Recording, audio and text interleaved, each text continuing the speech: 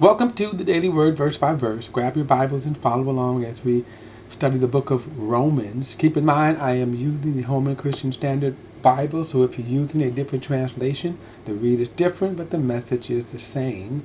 Also, keep in mind that these Daily Word, verse by verse studies are uploaded to my YouTube channel, BP, the Bible Perspective. That's BP, the Bible Perspective. So like and share these videos and subscribe to BP, the Bible Perspective YouTube channel. Okay, we're in chapter 13. Now, I'm going to go back to verse 8 again, and I'm going to come back and read, because this is so important.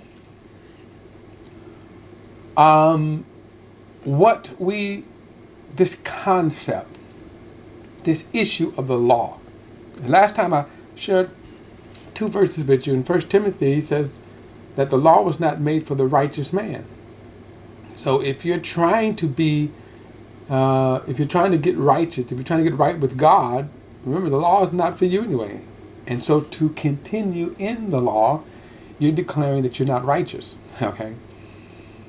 But a lot of people have this sense of, I want to live right, I want to live holy, I want to be right.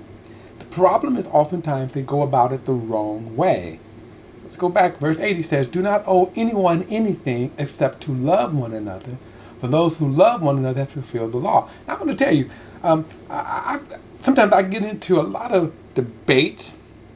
I like to call them dialogues because I'm, in the sense of I look at those Facebook postings as, to me, exchanges. You say something and here's another thought. Sometimes I agree, sometimes I don't agree. But I can tell you, there are some, to me,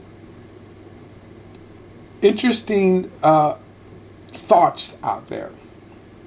And so one particular Facebook posting where a lady posted that she said, I don't even care if you go to hell, right?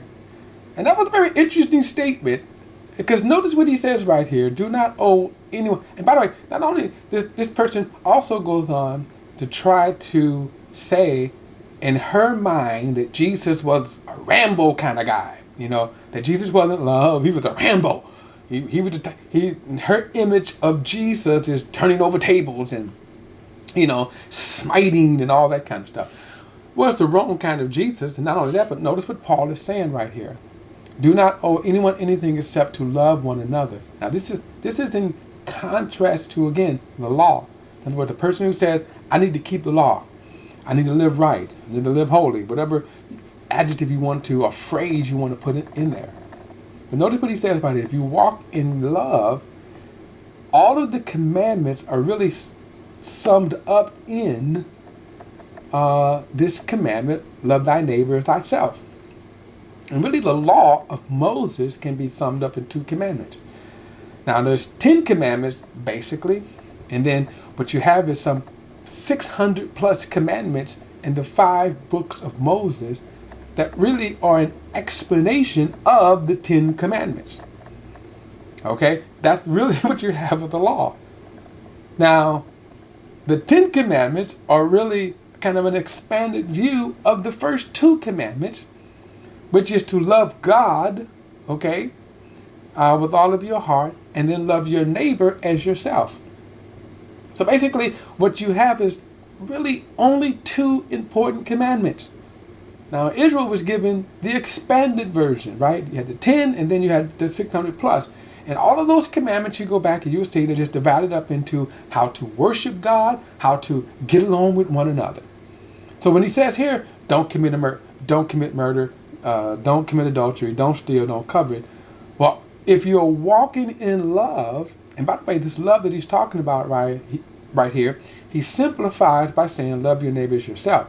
Of course, there's a problem with that if you're not born again. The problem is that if you're not born again, you're not loving yourself. But the principle is the same there. In the New Testament, guess what? We're to love one another as God loved us. Jesus said, love one another as God loved us. So this concept of love is based upon how we treat one another, the value that we place one another. But let's not stop there. It is the value that God places on us. So for example, this Bible here may not mean anything to you, but if I say, guess what, y'all? This Bible is worth $10 million. Now all of a sudden, woohoo, it becomes, we handle it with people, in fact, curators put white gloves on, right? Good example, the Gutenberg Bible, right? The first printed Bible is in the museum in a glass enclosed case, right? Why? Because they don't want anybody just handling. Why? Because there's a historical value to that Bible.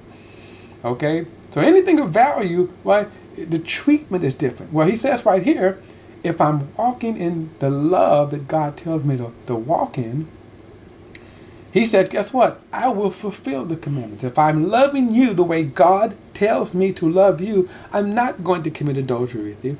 By the way, let me go back. That adultery, that whole lust thing, understand that it is always lust.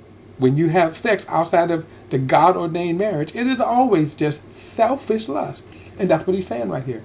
If I'm loving you the way God tells me or commands me to love you, I'm not going to murder you. I'm not going to steal from you. I'm not going to covet your things. Now, I prefer you certainly walk in those commandments because I don't want you doing those things to me. Of course, he tells me also not to do those things towards you.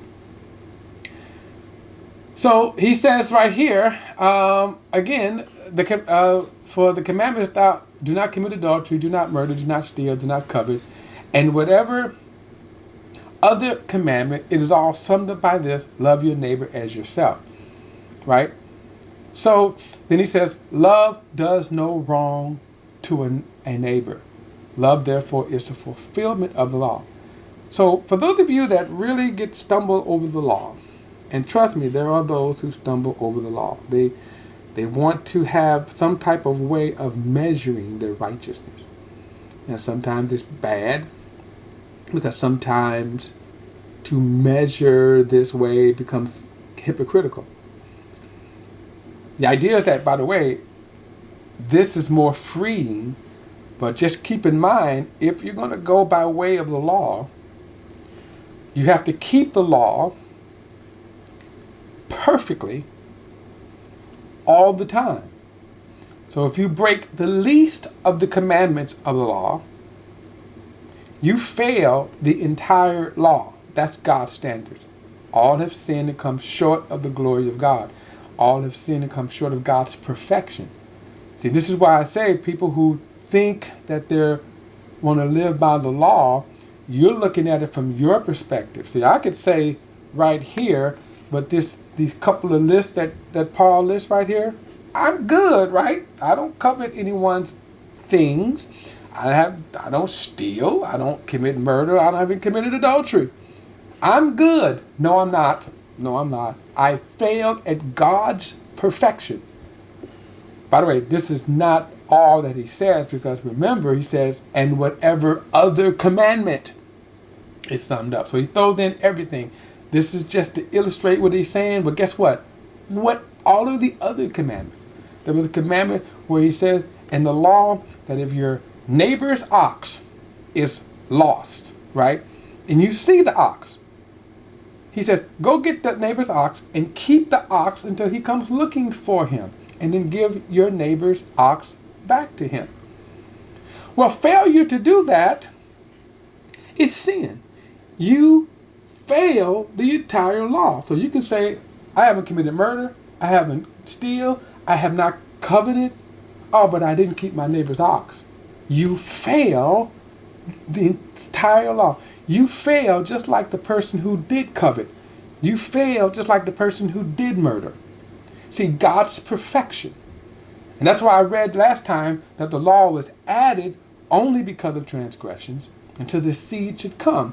And there's another verse in there that Paul talks about in Galatians. I'm not going to have time to go in there and get it, but there's another verse that says that the law was our schoolmaster to bring us to Christ. So what is the purpose of the law? It was added. Now, love here becomes the greater commandment, because now I'm really going to do you good all the time, because I'm going to value you as myself. Okay? All right, I'm going to pick it up in verse 10 in the next video. I'll see you then.